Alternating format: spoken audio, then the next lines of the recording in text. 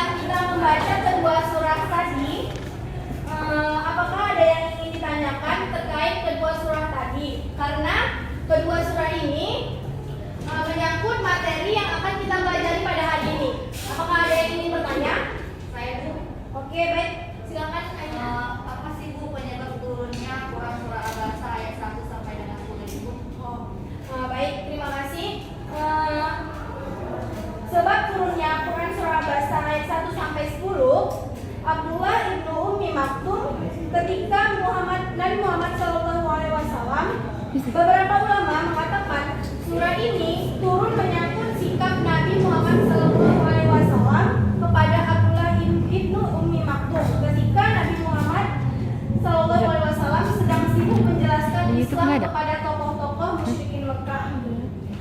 Saat itulah Abdullah ibnu Ummi Maktum yang rupanya tidak mengetahui kesibukan Nabi Muhammad karena kebutaannya, lalu menyela pembicaraan Nabi Muhammad SAW, memohon agar diajarkan kepadanya tentang Islam.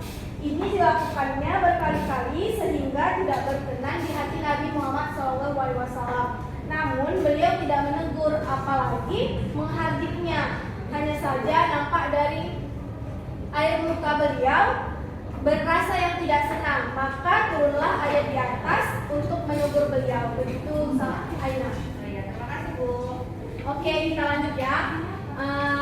Pada pelajaran kali ini Ibu akan membagi kalian menjadi 3 kelompok dan Ibu sudah menyiapkan 3 buah materi untuk kalian pahami dan kalian diskusikan masing-masing kelompok.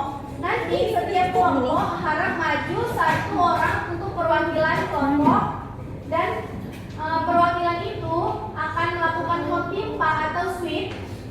Yang mana yang menang boleh bebas memilih 1 materi yang akan mereka diskusikan. Paham? Paham. Boleh maju 1 orang perwakilan setiap kelompok.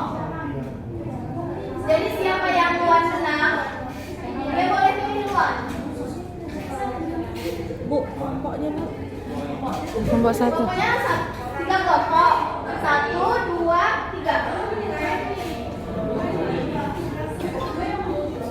Boleh sini.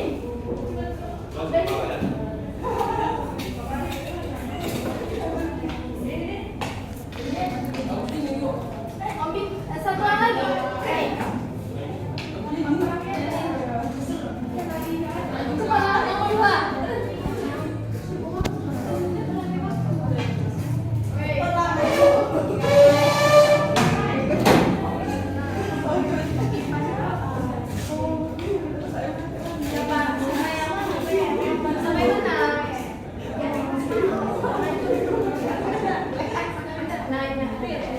Udah, ini boleh pilih 1 materi yang bebas untuk diskusikan.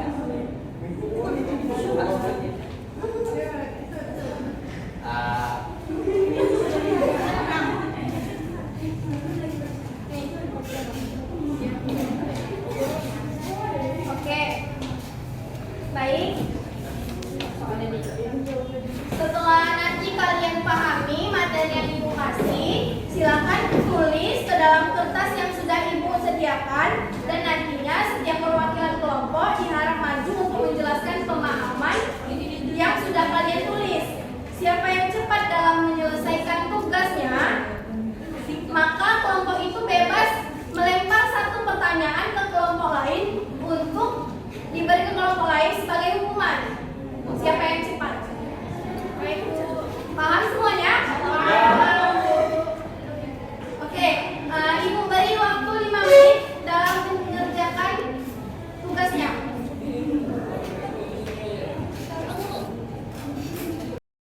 Untuk mengerjakannya ya. Siapa yang cepat nanti dapat melemparkan pertanyaan ke kelompok lain.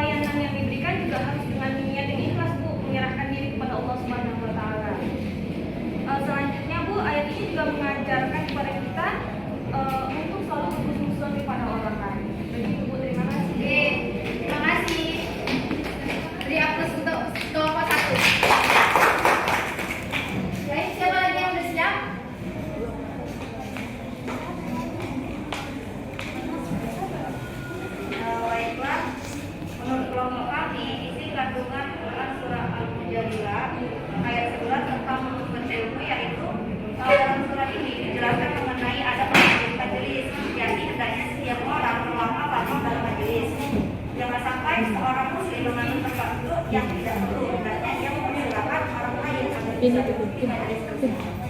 Demikian Bu, terima kasih. Oke, baik. Beri aplaus untuk kelompok 2. Lanjut kelompok 3. Pin. Jadi konsep ilmu dalam Islam untuk pemahaman kami itu ilmu secara bahasa punya pengetahuan, ilmu secara istilah punya pengetahuan yang dimulai melalui metode ilmiah. Kemudian memperoleh ilmu dengan akal, hati, pendengaran, penglihatan, pengamatan, keinginan, usaha, pengelolaan data, waktu dan guru. Jadi sikap yang harus dimiliki pencari ilmu harus fokus, konsisten, disiplin dan kontinu.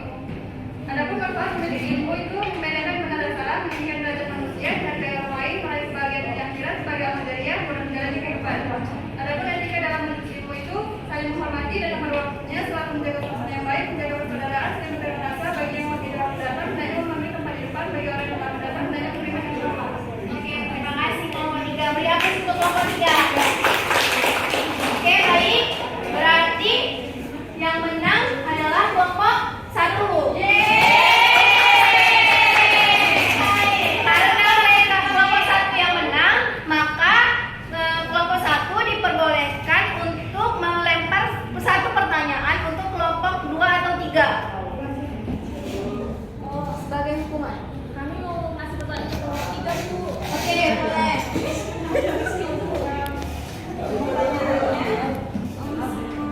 Coba kalian sebutkan 10 macam adab-adab dalam mencari ilmu.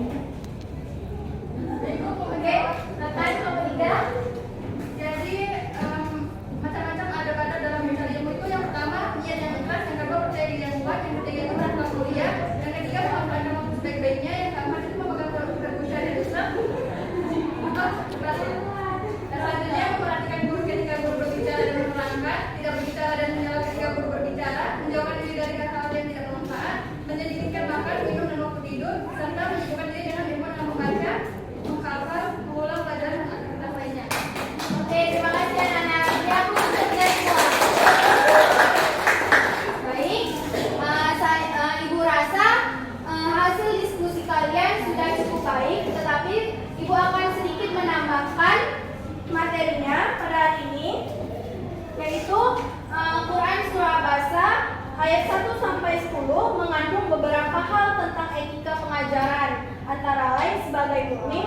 Yang pertama, wajib mengenali orang yang membutuhkan bantuan. Yang kedua, memberikan pelayanan yang proporsional dan profesional. Yang ketiga, pelayanan yang diberikan harus dengan niat yang ikhlas dan menyerahkan hasilnya kepada Allah Subhanahu wa taala. Seorang guru hendaknya memberikan penghargaan dan pelayanan yang sama, selalu husnuzon, bersikap cermat, hati-hati dalam mengambil suatu tindakan, adil, penuh kasih sayang, menjunjung tinggi kesopanan, dan lemah lembut terhadap muridnya. Yang kedua, dalam Quran Surah Al-Mujadilah ayat 11 mengandung Allah memerintahkan kaum muslim untuk melakukan perbuatan yang menguatkan persaudaraan, menumbuhkan empati dan kepedulian sosial, antara lain dengan memberikan tempat kepada orang lain, terutama saat mencari ilmu, memberi kelapangan, usaha mencari kebajikan dan kebaikan, berusaha menyenangkan hati orang lain, memberi pertolongan, dan Allah juga akan meninggikan derajat orang yang beriman dan berilmu. Jadi maka rajin-rajinlah kalian untuk menuntut ilmu. Oke, baik. Terima kasih. Sekian yang bisa Ibu jelaskan. Semoga bermanfaat dan dapat kalian pahami dan diulang-ulang lagi ya di rumah. Mengingat waktunya sudah habis, mari kita tutup dengan mengucapkan alhamdulillah.